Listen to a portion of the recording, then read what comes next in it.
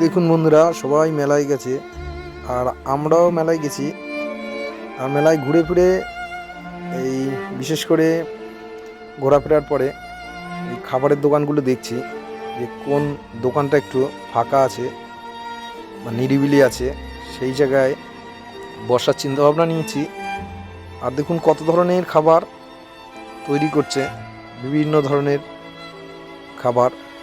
তাই আমরা 2-4টে স্টল ঘুরে দেখলাম যে কোন স্টলটা একটু ফাঁকা আছে, সেইখানে বসবো। কারণ নিরিবিলি পছন্দ করি, বেশি ঝুট ঝামেলা বা ধরুন গিজ পছন্দ হয় না।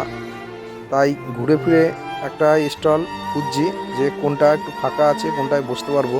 কারণ ফ্যামিলি নিয়ে গেছি, বাচ্চা কাচ্চা আসে সাথে, তাই একটু ফাঁকা নিরিবিলি স্টল খুঁজছি। এরা স্টলে একই ধরনের খাবার দেখেছেন, কত ধরনের খাবার এসে